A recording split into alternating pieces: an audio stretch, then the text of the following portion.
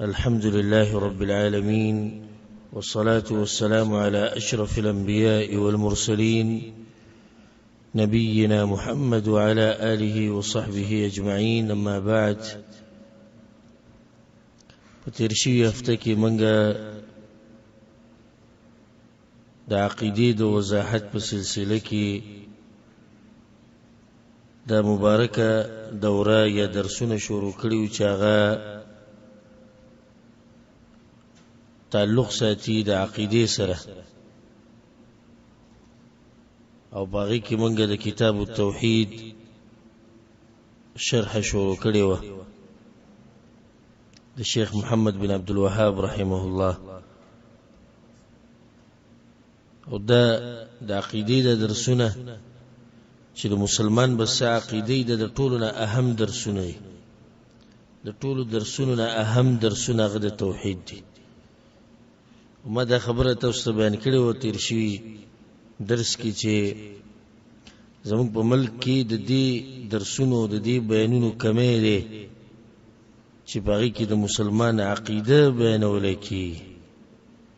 نو ته به اورې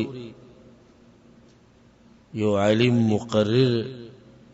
امیر صاحبي که هر څوک دی به د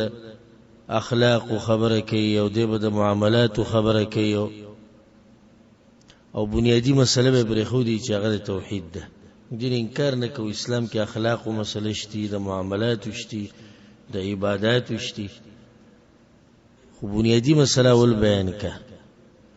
او په معاشره کې د هغه وخته پورې امن او امان نشي راتلی، د هغه وخته پورې معاشره نشي برابرېدی چې څو پورې دې معاشرې والا الله نه یې پېژندلی.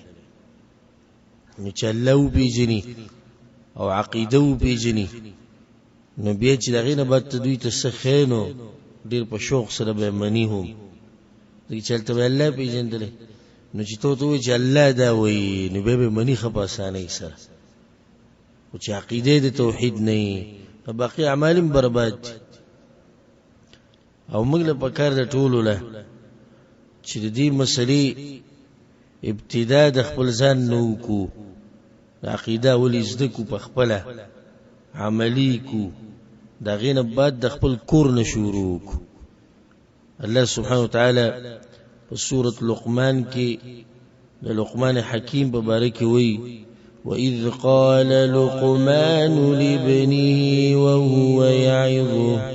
او کله چې وی لقمان خپل زوی ته هغه ته نصیحت کو: یا بني لا تشرک بالله. زوی وی د الله سره به برخداران نه جوړې، شریکان به نه جوړې،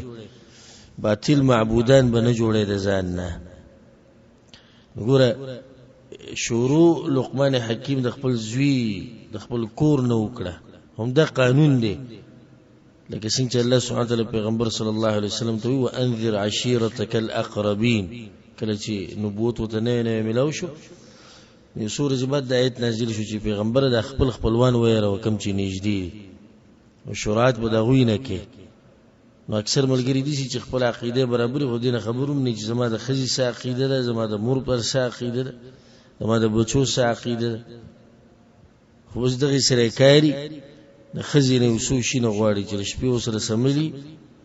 او دویمه دا چې د کور خدمت ولا برابر کوي. نور که د دې عقیده د شیعګانو وي، که د دې عقیده د بریلیانو وي، که د قبر پرستو وي، او که د سره عقیده نه وي.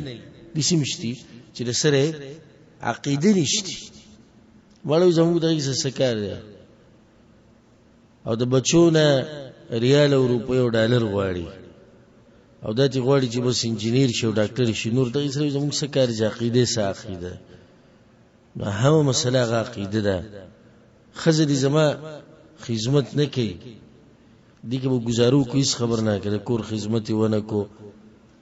او که بل څه داسې کمی د خاوند په حقوقو کې وکړو، نو خاوند له پکار چې ګزاره وکړي، خو په دې کې ګزاره نه کېږي چې الله نه پېژني،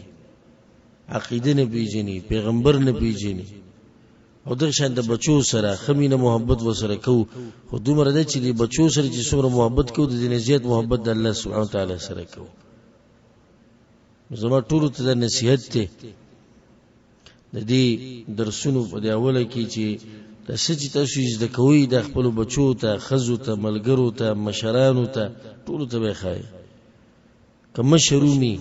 عمر د نزیاتی یا مقام د نوچتی هغه ته به عقیده خې هغه ته به منهج خې او بل مسله ده چې دعاګانې به د الله نه ډېری غواړي چې الله ما د توحید په عقیده باندې مضبوط ساته او د شرک نه مې بچ ساته ګوره الله سبحانه وتعالى په قران کې د ابراهيم عليه السلام دعا را نقل کړې ده رب جنبني وبني أن نعبد الأصنام يا رب ما او زما اولاد د بوتانو د بندګۍ نه لري ساته ابراهيم عليه السلام د بوتانو بندګي وکړي نبی هم یری نو ځکه یو روایت کې درځي چې ابراهيم عليه السلام په ځان وېریدو داغه نه بعد به سوق دي چې هغه په ځان نه یری مو خو نه چولې بل کلمه ویلې صرف په کلمه ویلو کار نه کی استعقیده سره هیڅ ته پوس پکار دي چې خو کلمه ګو ډیر مسلمانان به ته ملاوي شي چې صرف د کلمه ویلې ده بس ولې دا به قبرونو ته چې سجده لګي دوی کلمه نه وایي څه وای دي درګاونو دربارونو لږی دوی کلمه نه وایي دا مریدان او پیران او بیاتون او ولې دوی کلمه نه وایي ټول کلمه وایي دا صرف دا نه کلمه وایي خغټه دعوم کوي او د خپل کار ګره اسلام غني ثابته يم په بعضو وهمي دلایل سره چې غدیو ته دلایل وایي الغرض دا چې صرف کلمه ویلو باندې کار نه کی کلمه به وي عقیده به زده کی بیا به خیر خلکو ته خپل په عمل کې به خلکو ته خیر او بل د چې دعاګانې به الله نه ډیر غواړي چې الله ته په توحید باندې مضبوط وساتي او د شرک نه په امان کې وساتي دا غینه بعد بیا الله سبحانه وتعالى کامیابی درکړي د دې مخکې چې مونږه دا کتاب شروع کو کتاب التوحید د شیخ محمد بن عبد الوهاب رحمه الله یو څو مسلو ته اشاره په تیر شوی درس کې ما یو څو خبرې بیان کړې وي یو مې دا بیان کړو چې موږ عقیده ولې زده کوو دغه جواب د دوی مسله دا بیان شوی و چې مسلمان د توحید سره څه تړون دی او څه بکې خبره موږ ذکر کړې و درېمه دا چې د کتاب التوحید چې لیکلی شیخ محمد بن عبد الوهاب رحمه الله دا سوکو دغه مختصر سیرت هغه ته مونږه اشاره کړې و او دا خبر مونږ بیان کړو چې هغه یو موحد انسان په دې جزیره العرب کې په دې علاقو کې تاسو به کوششيږي په دې کې د قبرونو بندګي وکړه او د قشن درګاونو دربارونو به وسنګ چې وزوم په دې ملک کې او اوس د ملک چې دینه الحمدلله ثم الحمد لله الله سبحانه وتعالى بالتوفيق سره او بیا د شیخ محمد بن عبد الوهاب او سره د امام محمد بن سعود الله يدوانه وبخي دا غوي غو مهنت او کوشش د فائدې لپاره دا خبره ذکر کوم ما ابو خپل زوی په سکول کې داخل کو د دې سعودي عرب په سکول کې ناغه اولنی کلاس کې کتابونه اولنی ورګړو کور ته راو ما کتابونه کتو به یو کتاب التوحید ورکی ماشوم ته کتاب التوحید او د کتاب التوحید کې د سیز دغه ورکی نو په دې اوله کې استاد ته نصيحت لیکلې هر کتاب چې سکول کې کې جامعه کې کې یونیورسيټي کې کې مدرسې کې اولنی مخباني استاد ته نصيحت لیکلې شوی دا غي ادارې تر طرف نه چې دا کتاب لیکلې چې ته به د دې څه پړاو کې دې څه بو کې دا مقصد دی دا هدف نو په دې اوله کې اوسو خبرې لیکلې هغه مې کتي نو دای لیکلې دي چې استاد ته او معلم ته موږ دا وایو چې دا ماشوم تاسو سره پوره کال به سبق وای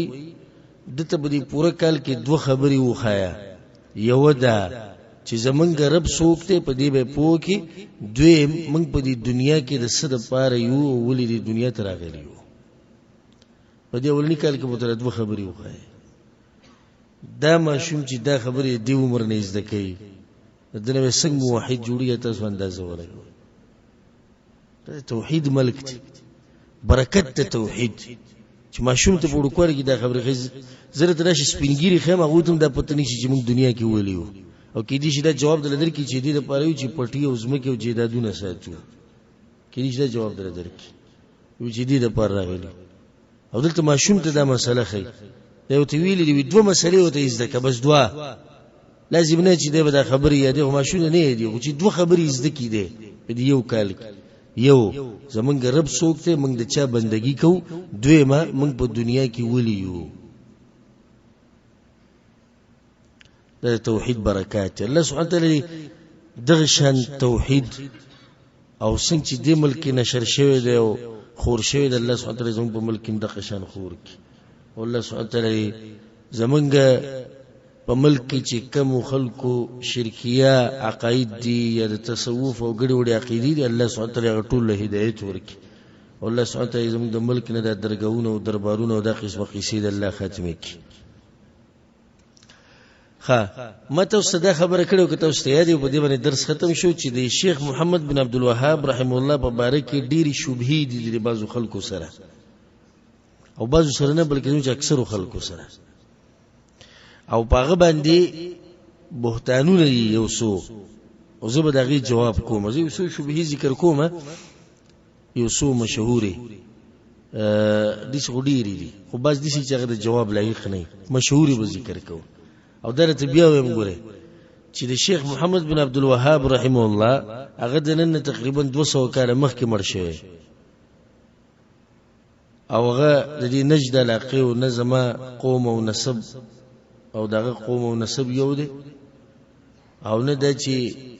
ژوندې د مال پیسې راکې چې ته زما مشورتیا کوه نه بل څه نه بل څه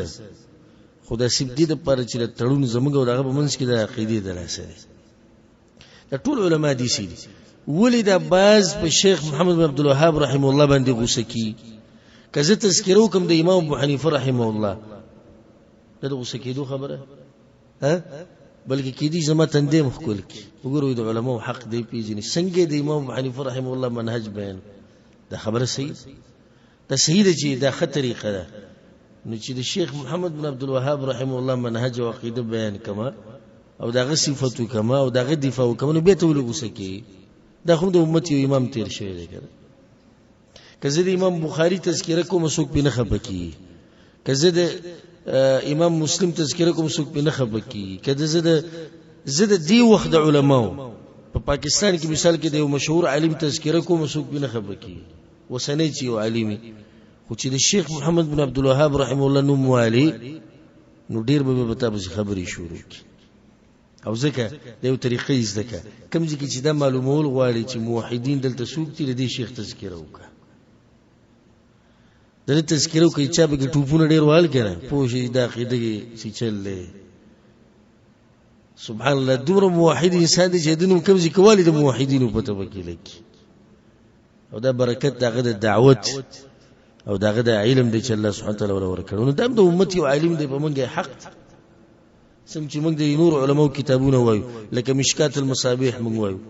د خطیب تبریزی رحم الله خدا کتاب موږ وایو چې اعتراض وکړي چې دا کتاب ریاض الصالحین د امام نووي هیڅ اعتراض ونه کو بلوغ المرام د ابن حجر چې اعتراض ونه کو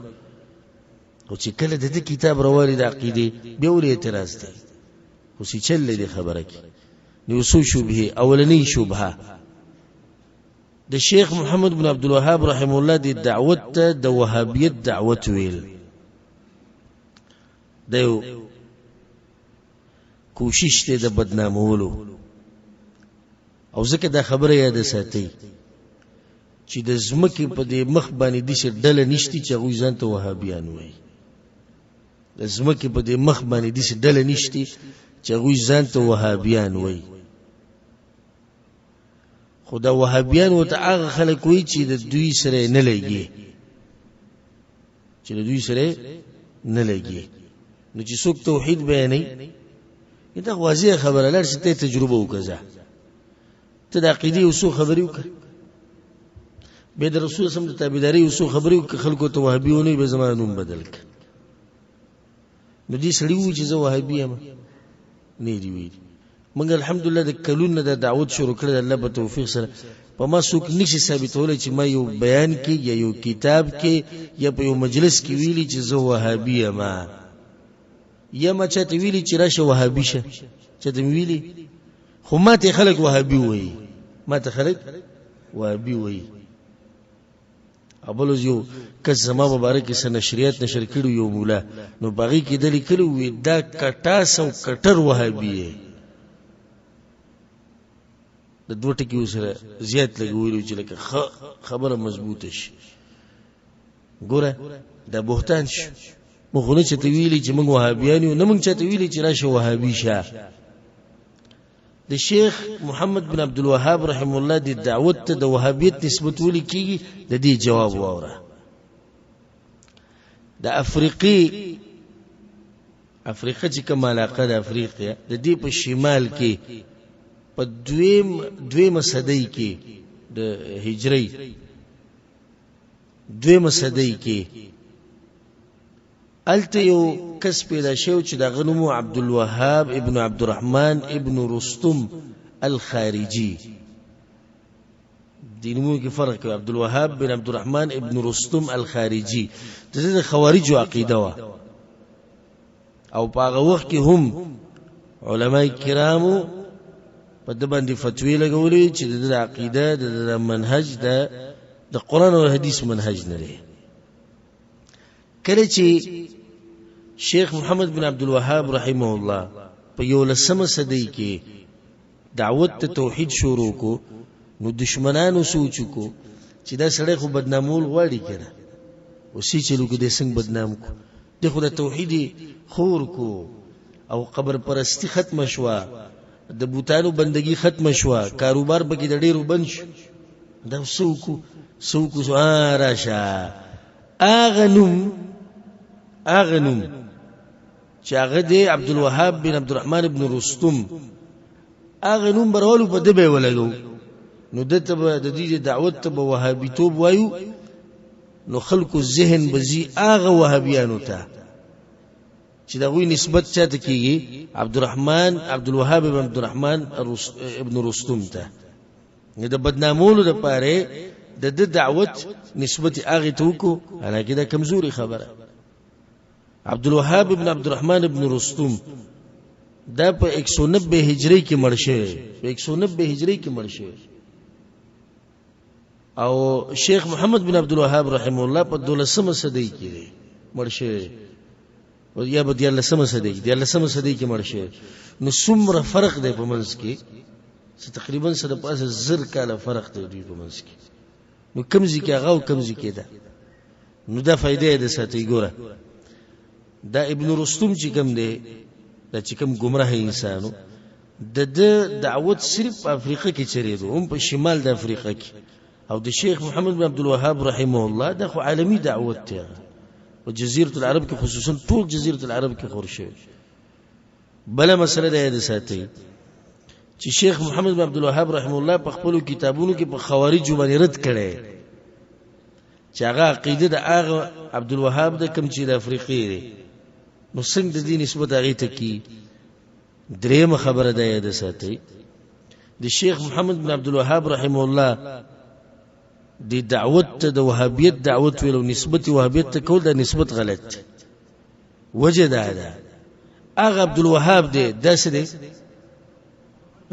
محمد بن عبد الوهاب دی نو نسبت چې د شیخ ته کې نو بیا به هغه کس ته چې څوک د په لار رواني هغه ته محمدي وي سبوته محمدي. نو دوی دا سوچو کو محمدیان او ته به خوجا خړې رشو دوی به خوشالي چې متخلق محمدیان وي دغه چې مو خو یو د محمد صلی الله علیه وسلم په لار نو محمدیان خو مونږ یو وسوک راشي وهابیان او ته وای نو بدنامي به وشي هغه عبد الوهاب په پیادي نو بیا نسبت غلط دی. وجه دا چې عبد الوهاب بنده د وهاب نوم خو وهاب د خدای الله نوم دی. نوم وهاب د چا نوم دی؟ د خدای الله نوم دی. بیا هم د نسبت غلط دی. نو د شیخ محمد بن عبد الوهاب د پلار نوم دی عبد الوهاب د خدای نوم خو نه دغه نوم خو محمد. نو دیږي کی دا فائدې ده ساتي چې وهابي نوم باندې هیڅ دل نشتی او دغه خبرې جواب چې ولی د دې شیخ رحم الله دی دعوت ته د وهابیت نسبت کیږي او پای کې دشمنان څه کوشش کوي ولی دا کار کوي دغه وجه ذکر شو.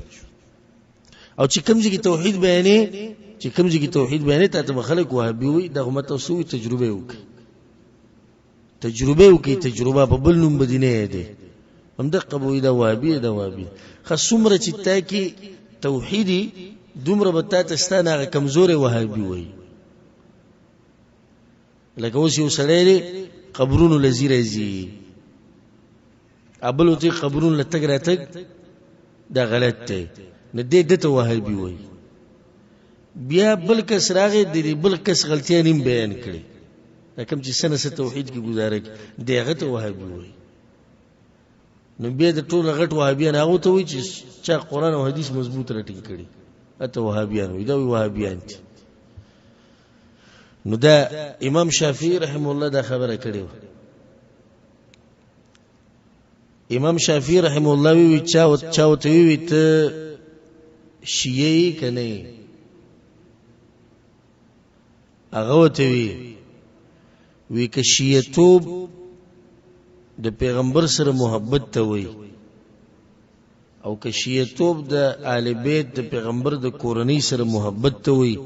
او د صحابه کرامو سره محبت ته وي د غوی په منهج باندې تک ته وي نو باید ساتي چې ټول غړ شي زما خو دا شیعاګان دروغ وي دوی اسی شیعه نوم استعمالي نو موږ ځان ته وهابیان نه وایو خو که څوک را باندې بیا میږدي چې ته وهابي نه که توحید منل وهابیتوبي او د پیغمبر تابعداري وهابیتوبي نو به صحیح وایرات زمو خو کار د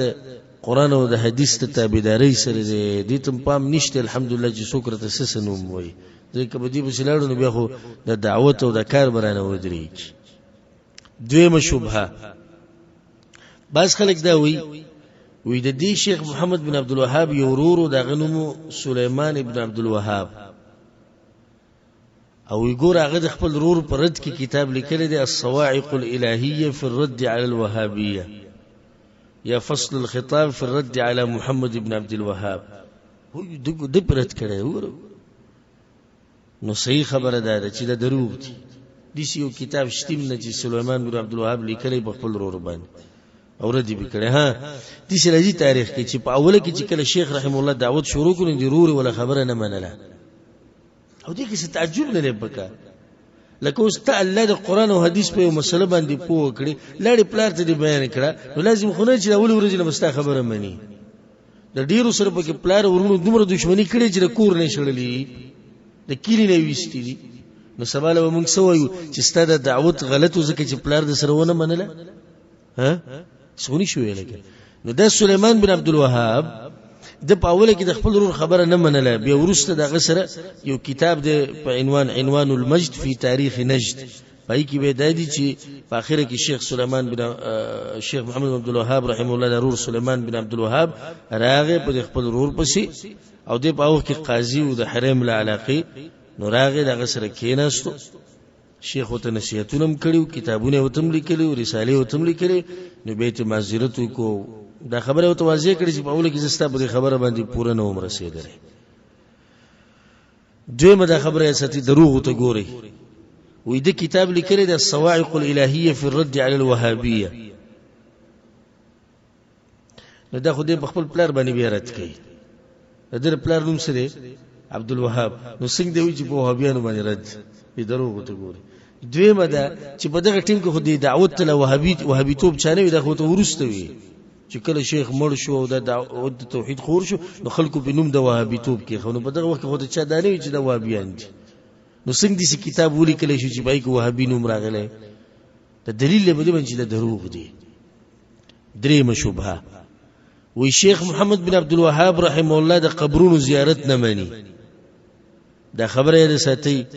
چې دا شبهه خو واضحه ده او باطله ده او منګړت او کمزوري ده تاسو ان شاء الله به درسونه کې ووري دا هغه منهج هغه د قبرونو مبارک یې ها دای ویلی دي چې د قبرونو زیارت چې کې نو باغی سره په آخرت را یادې او د مړو د پاره به دعاګانې د الله نه غواړي او قبرونه مبرونه بنسټي نه به د قبرونو خاوري خوري نه به د قبرونو د زیارت لپاره وګدي سفرې کې نه به د قبر والا نسغ غواړي نه به دې قبرونو باندې ګلونه اچي، نه به د قبر پخې، نه به دې قبر باندې نومونه لیکي، نه به دې قبر سره سجدي لګي، نه به په جمعات کې دنه قبرونه جوړې، نه به قبرونه دنګي. نو دا خبرې خو د ټولو ناول زموږ پیغمبر صلی الله علیه وسلم کړي، دا خو هغه کړي دي. نو بیا خو په هغه باندې هم دا رد وکړه کنه چې هغه د قبرونو نه منع کړي دا دروغ دي. نو د دین منع کړي، دین منع صحیح ده کنه صحیح دا خو صحیح ده، زموږ دین دی. دا قال الله وقال الرسول. دا شیخ محمد عبد الوهاب رحم الله خپل ځان غونې دی بیان کړي. سلورمه شبهه وی کم سړی چې وهابي په دې کې سختی ډېرې دو شدت پسند دي. سدي شدت پسند دي. سبحان الله. د دې شبهه به څه جواب وکړم؟ په دین باندې مضبوط عمل کول نو ولې د شدت پسند ورکو او نو ولې د دهشتګردۍ ورکو. د انګریزان يهود او نصارم دا خبره کوي وي مسلمانان ډیر ښه خلک دي. سدي ښه خلک او صرف څوک وي دا وابیان چې وته ویل کی دا ښه خلک نه دي. ما دی هندو پندت بیان اوریدو په انډیا کې کو هغه وی زمونږه او په انډیا کې د مسلمانانو ډېر خپل حالات روانو خو گزاره کې دا خو د کمی ورځې نه چې دا وهابیان را پیدا شوي دي کار روان کړي. ولې چې وهابیانو صفه خبره وکړي چې د الله دوست سره به دوستی کو او د الله دشمن سره به دشمنی کو. خبره واضحه کړه، کار روان شو. دوی کار روان شو کړه مړه پرې د وهابیانو یې ګیره به پرې دی او ولکه به نو او پنسي به د گیټونه بر ساتي او موزو په دې طریقه کې او غم خادي په دې طریقه کې او په غم کې چې د خیراتونه دغه ځکه نشي کولای او په خادي کې دا نشي کولای او په منځ کې به د دسی او په قبر کې به د دسی کې او په جمعات کې صح خلک دي ورکوله شدت پسند خلک دي. په دین باندې مضبوطوالی ته شدت پسند وي او نور چې پستی پستی خبرې کوي ناغه سره دا حق پر رسول مالي برکت دې خلک وي. یو دم دې توبه وستي دا د سندرونه پختن دي ناغه به دې مشهور مقرر عالم نه مقرر تقریرونه کوي نو منالم نو مغستونه بیا ډیر خلک به ما په خیر یادې او صفاتونه براله بیا کوي. دا ډیره ناشنا خبره چې کور کې دن ناشي په کور کې په هغه کوټه کې ناشي چې هغه په ګوټ کې به دغه په ګوټ کې ناشي په ما باندې ردونه کوي. خدای حکومت نه پیسې واغسته تر شمه خامخ خبره وکړو خبره به واضحه نو دا یو مقرر دی د دم چې توبه وستنه د صفتی کو خاصنګ صفتی کو یره د پشان انسان او د پشان عالم او د پشان تقوادار او د پشان پرهیزګار معنی دی دا خو دغه القابات چې کوم ور خاصنګ وی په جاز کې مو د سفر کوز چې دنه متاثر شوم غدیس په جاز کې مو د سفر کو نو ماته په دې جاز کې وی چې تا خو سندري وی کنه مې چې وی چې تا پلانې سندر وی زه حیران شوم چې لکه د دې ګوره ما سره ټوغه کوي کنه د غسین وی زه غره نه چې ماته سندر وای دریم پر رتبه وی ما سندر وی او مولانا شه د لاس دسی په دې ځن یې خو لري ما ته ګوري وی ما چې سندر ختم کړې ما ته وی چې ماشاءالله څه خيستا وځه الله تعالی درکړي وی بیره دوی چې د انډیا غ پلانې سندر هغه ته یاد نو جواب وی چې دغه لګي وای وی هغه او د مولانا شه مقام زما په زړه کې ډېرې دوه چې دومره اوچت انسان ته وره ما ته وی سندر وای نو دا کار خو موږ نه جوړ کولای که څوک د دې دراسه شدت پسند وای چې زموږ یو کس ته چې سندر ما ته وره او زموږ د دې شناس مو سبحان الله وبالعزيتي وای ما نو ګوروي علما دسی او یو د وابیان دي سندري حرام دي شراب حرام دي نسوار حرام دي پرده به خزه لازم کوي کور ته د نرور نشی راتلی، کور ته د ماما زوی نشی راتلی، کور ته تر زوی مړ ځان نه سخت دین جوړ کړي. نه نه د اقا سوچ دین دې کوم چې اسمان نه راغلی او دا چې کوم سره ته خوشاله کنه ته به کې ملاوټونه کړي. ما تاسو ته دا یو کس واقع بیان کړو اله په تبلیغ کې مې سورې ګرځېدو بلکې مشر دیری ته په زلالمو شور موټه کوونو مې پلانې شتي او د نه ناشتي کوم چې زمو کو دیری په منځ کې کوم د ناشتي د زیاده کې د روټۍ لپاره اکثر امرګری وکي دغه ځکه فلم لګېدلې د انډیا او د بکیم ناشې تشبیه دي جاړي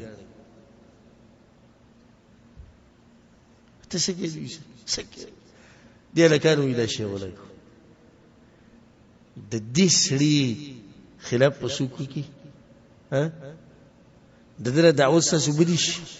د چا بدیش د دعوت دا خسته دعوت او دې سیمولیان خو دوی خوختي د انډیا فلم ته سره کینی بس دې الکانو ولایو نو زو سره سک خلکو دغه دې بل یو حق پرس علم بوله نا ولنه کار باغ دا کړو چې دوی ته ویل چې دا کار ستاسو د ګناه دی دا حرام دی دا خو نافرمانی ده الله نافرمانی پیغمبر نبی وسره طبيعت لګیدو او طبيعت نه لګید نبی به لازم دا ټاپره چول چې د شدت پسند دی. نو شیخ محمد بن عبد الوهاب رحمه الله هغه ته د شدت پسندۍ نسبت دا غلط ولی ځکه چې دا خو به ته نسبت د دې شدت پسندۍ کې قران او حدیث ته الحمدلله چې څوک د توحید عقیده بیانې کې هیڅ شدت پسندی نشته او هیڅ دهشتګردي به نشته الحمدلله چې د توحید عقیده دی په ملک باندې امن او امانی او شریعت مونږ ته آداب خوري دي الحمدلله. دا غلطه خبره چې د شدت پسند خلک ته او دا سخت خلک دي نه کم ځکه الله او د الله رسول سختی کړی دا الته سختی کول د دینداری ده الته سختی کول دا دینداری ده کم ځکه د اسانتیا مجالي لارینو خبره بیا به اسانه چې څومره اساني او په شرط دي چې مجال بکی لار جوړیږي دې لپاره په شریعت کې رسول شوبه شوي سلو پینځمه شوبه ده وی شیخ محمد بن عبد الوهاب رحمه الله به مسلمانانو ته کافران وی مسلمانانو ته به کافران وی سبحان الله اغه رساله لیکلي وقسیم والوته قسیم علاقه چي په هغه وخت کې به شیخ باندې دا بهتان لګیدل چې د مسلمانانو ته کافران وي. نو شیخ دغه په جواب کې لیکل کړي نو باغی کې دا خبرې لیکلي دي یو په کې دا لیکلي و وي خلک په ما باندې دا بهتانونه لګي چې زموږ مسلمانانو ته کافران و موحدینو ته کافران و وي زه خو هغه سړی ته کافر نه وایم چې څوک د احمد البدوی په قبر باندې سجده لګي دا مشهور دی په عربو کې او پیر دی او د عبد القادر جیلانی قبر ته چې څوک سجده لګي زه ډایرک باغ باندې د کفر فتوا نه لګوم ځکه چې جاهل دی. نو چې پوهه کړی شي خبر وته واضح کړی شي حجت په قائم شي به نه مني به دغه مسله راځي نو څنګه مسلمانان کافران کوم زه خو دوی تم کافران نه وایم تی سړیو په ځای باندې کفر فتوا لګي په مسلمان باندې په قبر باندې یو سړی ولیدو او قبر ته سجده لګوله ته به ډایرک د کفر فتوا لګي نه ځکه شیخ البانی رحمه الله نږدې وخت تیر شوی تقریبا شل کال مخکې هغه ته یو صوفي قبر پرست ټلیفون وکړو او ته دا وی تاسو وهابیان مسلمانانو ته کافران وای کفر فتوی لګوي شیخ وته بیا وته شیخ رحم الله دا وی چې یو سړی قبر ته سجده لګي او عبادت کوي تاغه ته سه هغه زو ته کافر وي چې قبر ته دي چې واضح سجده لګي عبادت کوي زو ته کافر وي نه شیخ وته وګوره موږ ته کافر نه وایو موږ ته چې ډایرک کافر نه وایو موږ بزو معلومات وکاو د شروط تکفیر دي موانع دي دغه نه بعد بیا ګورته او ډایرک کافر وي نو تکفیره ته کزما هغه بس ټلیفون کټ کو کټک الټا کیسه باغه کی ثابت شو او اسی شیخ رحم الله پوری بهتان لګو نو د په مونږ باندې بهتان دی چې دوی تکفیر کوي د خلکو الحمدلله مونږ د مسلمانانو موحدینو تکفیر نه کو تکفیر په مسله کې مو خسختی کو چې د عوامو کار نه دی د علماو او به علماو کوم د راسخین علماو چې په علماء دي د غوي کار دی الحمدلله ها بل شبهه ده وی شیخ رحم الله دا خبره کړی ده چې د الله چې کوم صفات ته غدي سیدی لکه د انسانانو دم کمزوري خبره په دې باندې شیخ رد کړی دا خبره کړی ده چې زما د ایمان دی چې د الله صفات ته حقيقي خدای کیفیت الله ته معلوم دي ځکه دا بس خلک تاسو بل ټکی اوري د ساتي بس خلک مونږ ته مجسمه وایي مجسمه نه د الله لپاره جسم ثابتයි او وی چې الله دې جسم د څنګه د انسانانو د دروغ دي د سیب دي لپاره چې خلک د زړه تور شي د حق دعوت نه بس ها دا به ومه شوبه ذکر کو اخرنی به ذکر کو ومه شوبه دا ذکر کوي وی شیخ محمد بن عبد الوهاب رحم الله دغه سلور مذهبونو نه انکار کړو سلور مذهبونه کوم یو دي فقهي سلور مذاهب حنفي مذهب شافعي مالكي حنبلي ویغه بدانه منل او دین انکار کړو دا غلطه خبره دا اوس خلک مونږ ته دغه خبره کوي زموږ مبارک وي دوی مذهبونه نه مانی چا ویلي چې مذهبونه نه مانی ها امام محمد بن عبد الوهاب رحم الله بدا خبره کوله وی موږ مذهبونه منو امامانو منو خدای چا خبره چې قران او حدیث ته نږدې باغ باندې عمل کو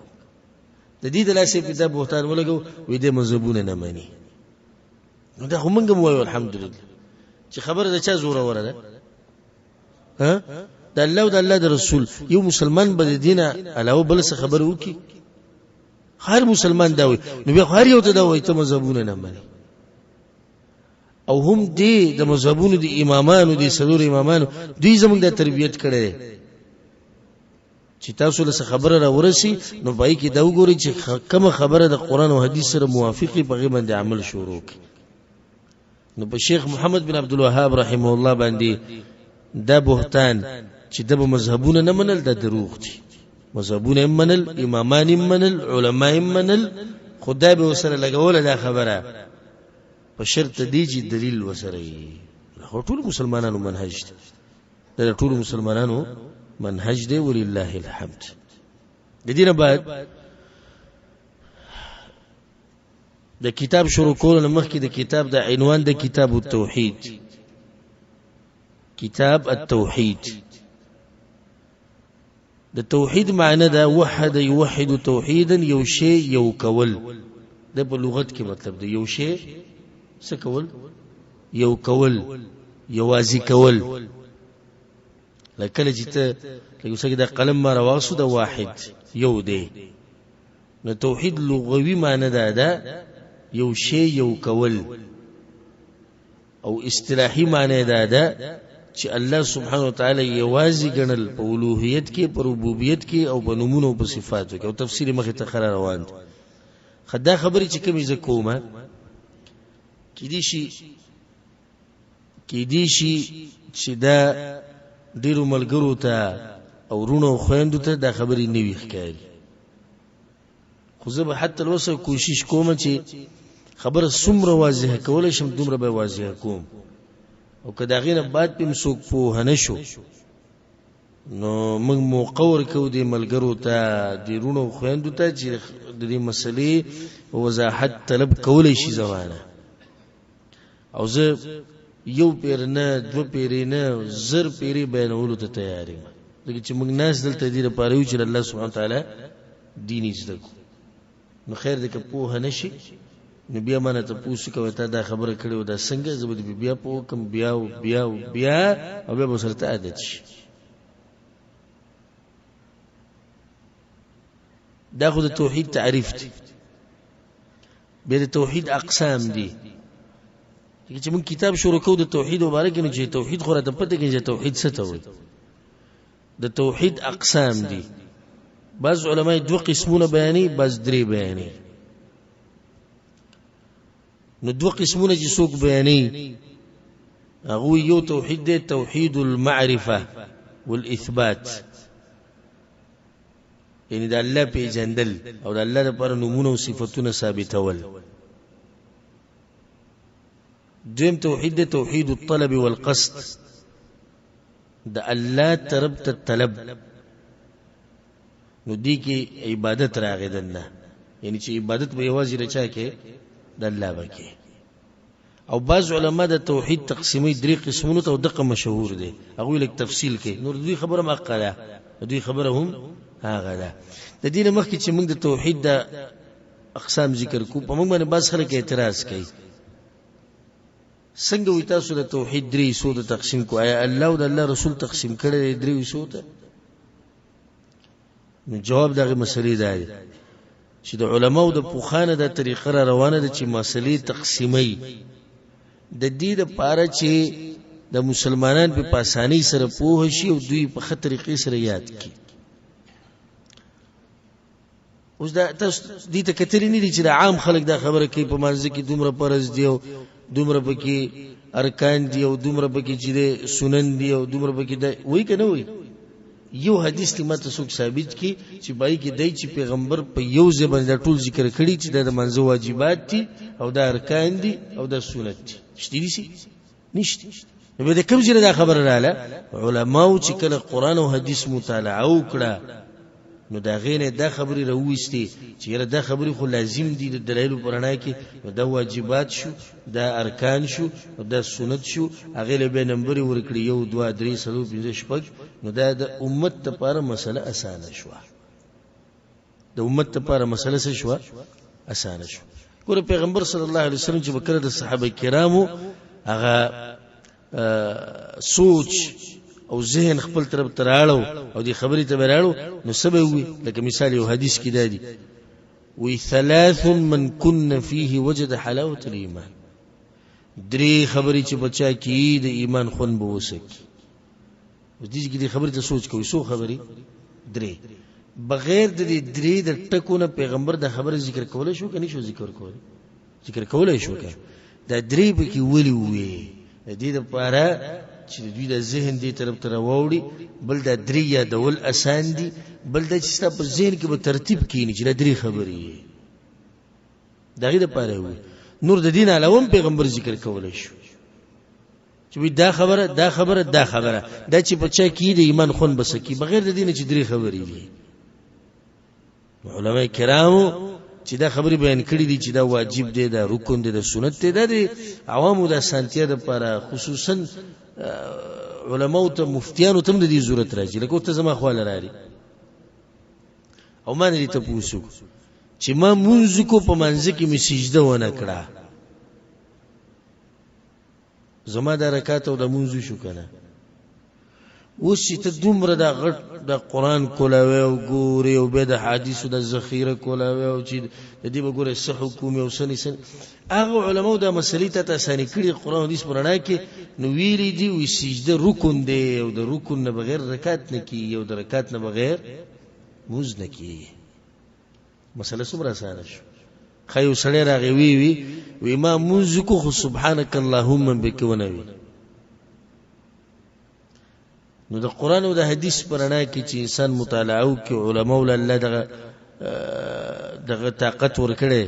نو دا غینه دا وځي کیږي چې په منځ کې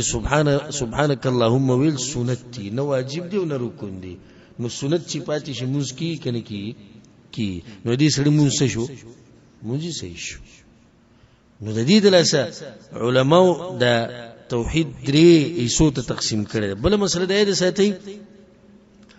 چې دا ګوره شیخ محمد بن عبد الوهاب رحمه الله نه تقسیم کړي نه شیخ الاسلام ابن تیمیه او نه امام ابن قیم پوخانی چې څومره علما دي لکه امام طبری رحمه الله څومره پوخانی عالم دي ابن منده او ابن عبد البر او نور علما مشهور د امت علما پوخانی هغه دا تقسیم کړي دا مسله دا هغه وخت روانه اسنه چې اوس سیدنه اهل حدیث دا مسله د ځان نه جوړ کړه یا بس خلکو دا تقسیم د امام ابن تیمیه دی یا ابن القیم نه دا بوختان لګول دا تقسیم د پوخان را روان دي الحمدلله نو دې دا واضح شو چې څوک ستا په دې تقسیم باندې رد کوي نه دې اسی تاسو سره تعصب ساتي نور د سره دلیل په دې باندې نشته. موي کنه چې بعض علماء توحید تقسیم کړي دوه ته د دوی غونډه خبره کړي د بعضو دریو ته تفصیلی کړي. نو اولنې قسم توحید او دا خبري یاد کی او بیا ته یاد کی اسانه خبري دي ګرای نه ډیره اسانه دي. توحید په درې قسمه دغه د پوخانه نه مسله روانه. توحید په درې قسمه دي تفصیلا چې بیانې د دین زیاتول د هغه علماو نه مخکې کېدي دي او چې څومره زیاتې اټول په دې کې دن راځي اټول په دې کې د کته سلورم قسم ذکر کاوه به دریو کې کته پنځم ذکر کاوه به دریو کې نو ګد مزه درې قسمه دي. اولنې توحید دی توحید ربوبیت. توحید ربوبیت ربوبیت ټکه غستې شوی د ربنا چې نه ربنا الله زمونږ رب دی. توحید ربوبیت څه ته وایي؟ الله یو ګڼل یوازې ګڼل دغه په کارونو کې. د لن تعریف ته او په اسانه پښتو کې مې ته وګو که بدیم پوه نه شوي نو بیا دعاګانو له او بادامو له زور ورکه. بیا اولنې قسم څه دی؟ توحید ربوبیت. څه مطلب دی؟ الله یوازې ګڼل د چا په کارونو کې خپل کارونه دا ټکه مجمل له الله یوازې ګڼل د چا په کارونو کې د الله په کارونو کې. ان الله کار څه دی؟ پیدایش، رزق، نظام چلول، تدبیر کول د دې دنیا دا ټول کارونه د الله دي او د نور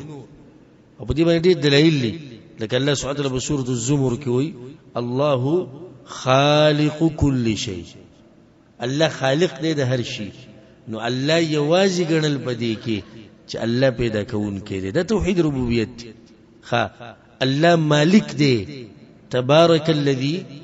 بيده الملك دا توحید ربوبیت دی. د دې دنیا نظام څوک چلی؟ الله چلی. تدبیر کوونکی څوک دی؟ الله دی. يدبر الامر من السماء الى الارض. الحي القيوم. قيوم کوم دا معنی د نبرته ده. رزق ورکون کې څوک دی؟ الله دی. وما من دابة في الارض الا على الله رزقها. په دې ځمکه باندې چې څومره زنده سري ګرځي هغه ټول رزق چې هغه په الله باندې دی. ښه جون ورکول مرګ ورکول د چا کار دی؟ د الله. هو يحيي ويميت. دا ټول په توحید ربوبیت کې دن راځي. نو بیا د ته توحید ربوبیت او معنی دا ده الله یوازې ګڼل د الله په کارونو کې او د الله کارونه څه دي؟ پیدایش، مرګ راوسته، رزق، نظام چلول د دنیا او دیسی بسی بیا مخکیزه تدبیر کول د دنیا او نظام او د ټول په دې کې دنه راغلی. خدا خبره ساتي چې د مکی مشرکینو دا توحید منو. د مکی مشرکینو دا توحید منوي. توحید ربوبیت څوک نه ته پوښتنه چې مکی مشرکینو کم توحید منو نو کم یې منو؟ توحید ربوبیت منو. پاغي باندې دلایل ولا ان سالتهم اي پیغمبر کته ته پوښتنه د دې مشرکانو نه من خلق السماوات والارض چا پیدا کړی د زمکه او اسمانونه وسخر الشمس والقمر او مسخر کړی دی نور او سپومې ليقولن الله. نو دوی وسه جواب درکې چا؟ الله. دا غو منی ګوره. ها بل ځکه الله يقول من رب السماوات السبع ورب العرش العظيم. د دوی نه تاسوکه څوک دی رب د و اسمانونو او د لوی عرش رب څوک دی؟ سيقولون لله. دوی چې الله. دا منی اوی. نو صرف دی بازو دغه خبر راټینګ کړي ده چې کچ دعوتوم کوي چاته نصیحتوم کوي زمکه الله پیدا کړي، اسمان الله پیدا کړي، غرونه الله ودرولي، باران الله راوري، رزق الله ورکي، مرګ غور کوي، جون غور کوي. نو د خدای مکی مشرکین هم بني. بیا ولي ته مسلمان او کافر؟ بیا ولي ته موحد او مشرک؟ اهم نقطه بل روانه ده. نو دې ځینې دا فائدہ ثابته شو بیا مخکې تفصیل کو چې یو سړی جواز توحید ربوبیت مني په دې سره دې مسلمان کېدی نشي په دې سره دې مسلمان کېدی نشي دویم قسم توحید دې توحید الوهیت د الوهیت ټکی د الہ نه غسته شوی د الله د الہ نه غسته شوی او دې ته توحید عبادت هم وایي توحید عبادت د دې لنډ تعریف الله یوازې ګڼل د بندگانو په کارونو کې هغه ولني کې سو الله یوازې ګڼل د چا په کارونو کې د الله دې کې د بندگانو کار سره عبادت کې نو الله یو ګڼل د دوی په عبادت کې یعنی د عبادت په خالص ته چا کیږي د الله سبحانه وتعالى لکه دعا یرا توکل مرسته غوښته پنانی و نظرانی او منختی سجدی رکو د څومره عبادتونه چې د ټول چا لپاره دي الله لپاره دي لکه مثال کې دعا وقال ربكم ادعوني او تاسو رب دا وایي چې دعاګانې زمانه غواړي دعا عبادت ته کنه نو چې اوس ته لاړې قبر ته ودرېدې پلانیه مالدار کا پلانیه مالدار کا ته الله یو وګڼو دی کې ها نه ته خو دیم شریک کو کنه تا ور سره دیم شریک کو ها يرى بصير الله نك إنما ذلكم الشيطان يخوف أولياءه فلا تخافوهم وخافون إن كنتم مؤمنين يرى بيبدو قسم ميدان فائدة ده سرزك أكثر كده زلك الأغلي تجارة خمنجا كود دشمن نيم كود ده طبيعي يرى ده غنيمة أغير شيء ده عبادة بتوري ده عبادة بتوري وسمعك الله ليدنا نم ده يدنا خو يري قوتي ده عبادة دا عبادت دایره دا به خالص د الله نه کې او دغه غیر چې په انسان راشي چې د دشمن نه ویریږي د حادثې نه ویریږي د طبيعي یره ده دلته دغه یره نه مراد ها توکل بصری په الله کې ځکه دا عبادت وعلى الله فتوکلوا ان كنتم مؤمنين الله وک مؤمنان ان توکل بصری په الله باندې کوي ها مرسته بصیر د الله نه غواړي اياک نعبد و اياک نستعين د دې مسلو تفصیل ان شاء الله پر روان درسونو کې خره روان دي چې مرسته خو موږ د انسانانو نم کله کله غواړو ولې دا شرک دی د دې مسلو وضاحت به روان درسونو کې راځي خو زه تاسو ته په عبادت باندې مثال او دغه دلیل پیش کوم ها موږ پنانی و د عبادت لکه واست پنادي ونی و بغیر الله پوری په شرک واقع شو او دلیل باغی باندې چې صرف په الله پوری نشي قل اعوذ برب الناس زپنانی سم پچا پوری په الله پوری چې رب د انسانانو دی او سبحان الله د دې ساتي او څومره جګړه چې د باطل او د حق په منځ کې روانه ده هغه په دې توحید کې روانه ده په دې توحید کې هغه ولني کې نه ده ګوره هغه ولني شبه متفق دي یعنی اتفاق په د غالبونو ډلو دی د يهودم باغی موږ سره اتفاق دی د نصاراوم دی د مکې د مشرکانوم دی د ډیرو دی ډیر لږ خلک دي چې توحید ربوبیت ته انکار کوي او هغه د دهریه دي ملحدین هغه ته انکار کوي فقط نو دغه نه چې انکار نه لري کړي خو ماته واستوي چې دغه د منلو د لاسه صرف څوک مسلمان کېدی نشي چې څوک پر وسره د توحید نه منلي مکی مشرکانو منل چې اسمان چا پیدا کړی الله پیدا کړی خو چا چې اسمان پیدا کړی دی یوازې بندگی د نه کول ځکه مشرک پاتې شو دای منل چې رزق الله ورکي دای منل چې مرګ او جون الله ورکي خود دغه الله چې دوی وی چې د مرګ او جون ورکي دغه سره بوتانو مشرک کړو دغه د لاسه د مسلمان نشو دا فرق دی نو کچرته تداوي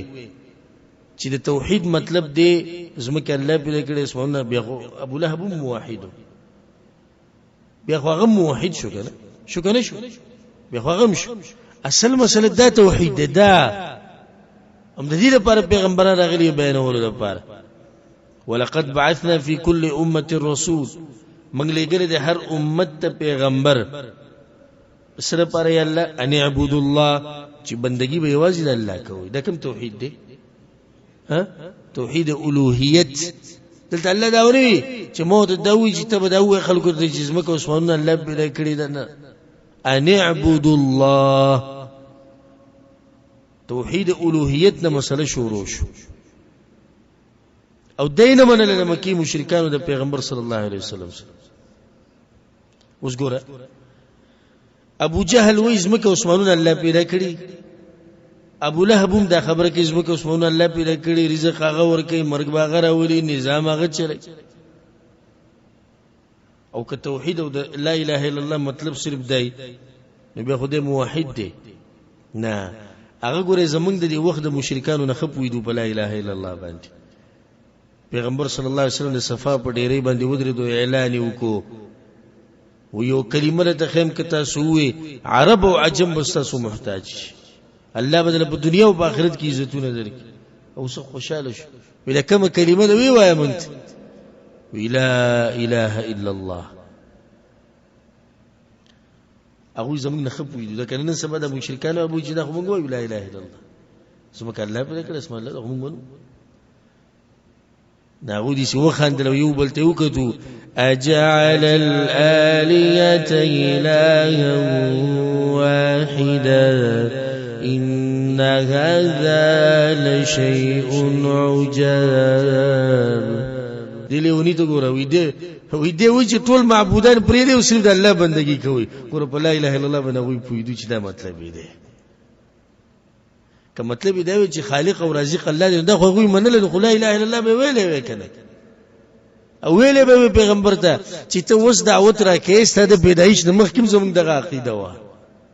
نو د شي دعوت ته موږ راکې لا اله الا الله دا هم منو چې پیغمبر وته وی لا اله الا الله نغوی په معنی باندې پوښو چې لا معبود بحق الا الله نشتی یو معبود په حق باندې مگر یو الله بس ابو لهب غصه شو دا وته وی تبا لك تباشوي علي هذا جماعتنا دیر پر دې موږ جمع کړی نو دا خو وی نوی چې معبود یو دی ټیک اختلاف جګړم په دې کې روانه و په دې بل کې جګړه نه وګوره په ربوبیت کې خو مني مسله ټوله په دې کې روانه و او شیخ محمد بن عبد الوهاب رحم الله چې کوم کتاب دی په دې کې موضوع دا توحید دی توحید کم توحید الوهیت او بل نوم یې دی توحید عبادت دې توحید عبادت مو او توحید الوهیت په نسبت الله ته چې نسبت کې توحید الوهیت چې بنده ته نسبت شو سره توحید عبادت یعنی بنده چې کوم عبادت کوي د دې نه بعد دریم قسم توحید دا به ذکر کوو بیا ان شاء الله پر روان درس کې به دا کتاب مسلې شروع کو دریم قسم توحید دی توحید الاسماء والصفات خود دې نه مخکې چې توحید اسماء او صفات شروع کو زدا خبر واضح کول غواړم او به د بیانوم چې خسته ذهن کې کینی په توحید ربوبیت او په توحید الوهیت کې څه فرق دی ناولنې فرق دا دی چې توحید ربوبیت کلمه د رب ټکی د رب ناغسته شي رب او توحید الوهیت څه ناغسته شي الہنا دیمه مسله توحید ربوبیت د الله د کارونو سره تعلق ساتي او توحید الوهیت ته د کارونو سره تعلق ساتي د انسانانو د کارونو سره چې هغه عبادت سلورم فرق توحید ربوبیت چې یوازې ومنو نو اسلام ته به نشي ننوته او توحید الوهیت چې دی ومنو مسلمان شي د یو فرقونه ځان سره یاد ساتي ورخه یو فرق دا شو بل چې توحید ربوبیت الله یو غنل الله په کارونو کې توحید الوهیت الله یو غنل د بندگانو په کارونو کې د بندگانو په کارونو کې خدا خبره ساتي توحید ربوبیت چې منی نو لازم دی چې توحید الوهیت ومني څنګه اوس یو سره دی وی الله خالق دی الله رازق دی الله مرګ جون راولي او د هر څه الله کوي نو په دې لازم نه چې د الله بندگی وکي لازم دی لازم پیدا خو کې دي چې وې نه کې لکه څنګه چې مشرکان دي منی خو لازم کار نه کوي او توحید الوهیت چې منی نو لازم به توحید ربوبیت منلې هغه به منلې بیا پای کې دن نه دی څنګه لکه استاد مسعود منځو کو عبادت ته وګڼه عبادت ته وځي چوکو د الله دی کو د توحید الوهیت ته تا ولې الله بندگی وکړه ځکه چې الله خالق دی، رازق دی، مالک دی، دا دی دا دی. نو په توحید اولوهیت کې دنه کم توحید راغی؟ ربوبیت. نو دا کې دی نشي چې یو سړی دا وایي چې زه اولوهیت منم او ربوبیت نه منم، دا نشي کېدی، دا نشي کېدی. خدا کې دی شي چې ربوبیت مني او اولوهیت نه مني، دا کې دی شي. نو به خبره تاسو ورسېږي کنه، واضح دي کني واضح. نو زه ان شاء الله الله به توفیق سره د دین زیات وضاحت کولو ته تیار یم الحمدلله، او په هر طریقې واضح کول شم د الله سبحانه وتعالى په توفیق سره. او الله په دې باندې ګوا کوم د صرف او صرف تاسو سره محبت ته د الله د رضا لپاره، او صرف او صرف دې لپاره چې تاسو د جهنم نه بچ شئ او جنت ته لاړ شئ. وګوره دې ټیم کې زم چکرې لګولای شم او زم کور کې کېناستې شم د وړو سره، او دې ټیم کې زغم خادیانم کولای شم او زه ډېر څه کولای شم. خدا صرف دې لپاره چې د ملګرو ته د الله سبحانه وتعالى دین واضح کو، عقیده او توضیح کو. او دا کومه مسلې چې ماته اوس بیان کړې، نو د دې مسلو قدر کوئ، د دې مسلو قدر کوئ. دا ګوره د ډیرو کتابونو راوستې شي مسلې دي. توحید الاسماء والصفات، او په دې باندې خبره ختمه کو. دا دریم توحید دی. توحید څه شي؟ اسماء او صفات، د الله نومونه او د الله صفاتونه. دې څه مطلب دی؟ مطلب دا دی ایمان راوړه په هر هغه نوم او صفت باندې چې په قران کې دی او په څه کې دی، په صحیح حدیث کې دی. دا ټکه وسه لګي په صحیح حدیث کې. نو الله چې ځان لکم نوم یې خو دی هغه نوم ولمنګم منو، کم صفت چې ځان د پاره ذکر کړی دی منګې منو، په حقيقي معنی سره منو، کیفیت نه بیانو، تشبیه د مخلوق سره نه ورکو. دې خبره ته وکړي خلک موږ ډېر بهتانونه لګي چې خبره ته واستوازی شي. ایمان په حقيقي معنی لرو دغه صفت، کیفیت نه بیانو، تشبیه مخلوق سره نه ورکو، او نه د دې صفت نه د دې هغه معنی لري کو. څنګه؟ یو مثال په لدر کې خبره به تخوازی شي ان شاء الله. په قران کې الله سبحانه وتعالى وایي بل يداه مبسوطتان، دا الله دوله سونه پراخه لاسونه دي. پراخه چې په مخلوق باندې د نعمتونو راوري. اوس د دین یو مسله ثابته شو چې د الله لاسونه شتي. دا خو الله وی کنه، ما خو نه دی ویلي کنه، بل چا نه دی ویلي. د الله په کلام کې دی په سورۃ المائده کې چې د الله لاسونه دي. سودی دو دی، یداه دو دی. ید په عربی کې څه ته وایي؟ لاسته. نو اول کار موږ دا وکړو چې ایمان مراوړو په دې خبره چې د الله لاسونه شتي. دویم کارم دا وکړو چې په حقيقي معنی ومنو چې د ید مطلب څه دی؟ لاس. دریم نو چارته وي د الله څنګه دی، موږ نه په څنګه کې به خبرې نه کی. کیفیت چې ته معلوم دی، الله ته معلوم دی. تشبیه نه کو د خالق او د مخلوق. یو سره نو ته چې وی چې لاس، نو تشبیه دی ونه کړ. لاس خو زمام شته او لاس د الله مشتي، نو دا خو دې موږ یو شان نه کړو. موږ نه، ته خو د خالق او د مخلوق خبره کې. غوږ ستاشتي کې نشته، تاسو ته غوږ شته او غوږ د آتشتي کې نشته. تاسو غوږونه یو شان دي، آتی او تاسو یو شان دي. مخلوق د مخلوق په شان نه دی، نو مخلوق د خالق په شان څنګه شو؟ غوږ د میګیم شتي، غوږ د اتیم شتي، یو شان دي، یو شان غوني. هغه دواړه مخلوق دي. نو چې مخلوق او د مخلوق په صفت کې د زمکه اسمان فرق دی، نو بیا د خالق او د مخلوق د صفاتو په منځ کې به څومره فرق دی. نو د الله لا شتي،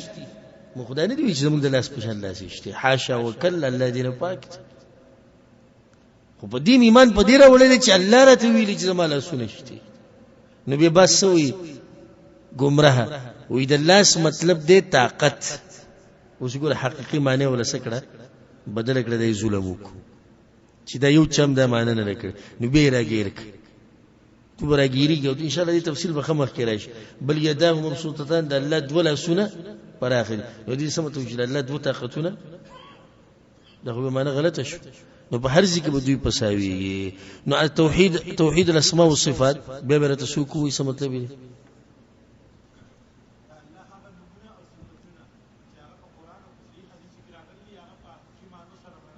تکییف نه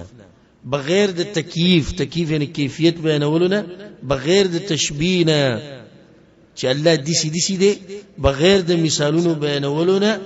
بغیر د معنی بدلولو نه، بغیر د معنی د ختمولو نه، موږ د الله سبحانه وتعالی نومونه او صفات دا موږ منو. د درې قسمه توحید د سلورمې نشته، درې د سلورمې نشته. بعض مولیان نن سبا لګي دی یو د توحید حاکمیت چې حاکم به یوازې الله ای. نو دی عالم زیاته په دیو کو چې یو مسله د سلفو د وخت نه روانه د متفقه ته پکې نن سلورم قسم ولې راو باسي. دوی مت دا کار په دی باندې کمزور یو کو چې د توحید حاکمیت خو بدو کې دنه پروت ته کنه. حاکم څوک ته؟ فیصله کوونکی څوک ته؟ الله دی. دا به کوم توحید کې راځي؟ توحید ربوبیت کې راځي. ها په توحید الوهیت کې مرাজি څنګه چې تبه حاکم منی عبادت شو کنه. نو په توحید ربوبیت کې هم دی یو طرف نه راغی او د بل طرف نه بس کې راغی. په توحید الوهیت کې نو څه ضرورت ته چې تا پکې نن سلورم قسم ډیر کو، څه ضرورت ته چې تا پکې نن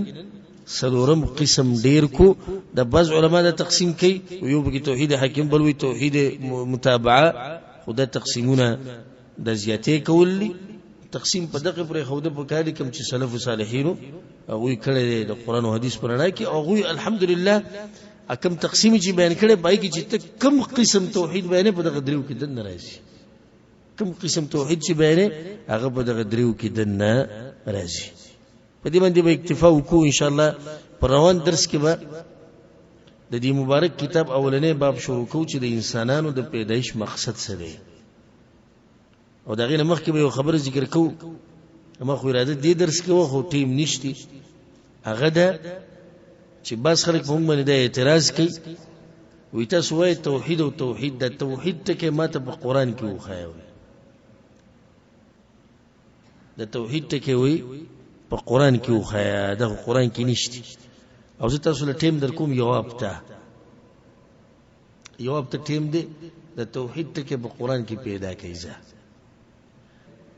ان شاء الله دا مسله به تم پر روان درس کې واضح کومه. بعض شبهه نور مشتدي صوفي او قبر پرستو توحید مبارک هغه ذکر کوو. به کتاب شروع کو. الله سبحانه وتعالى دې موږ په کې په قران او حدیث باندې، او الله سبحانه وتعالى دې موږ د توحید په عقیده باندې د مرګ پورې قائم او دائم لري. او الله سبحانه وتعالى دې زمون په ملک زمون په معاشره او قوم کې د توحید عام کی. هذا والله اعلم وصلى الله وسلم على نبينا محمد وعلى آله وصحبه اجمعين.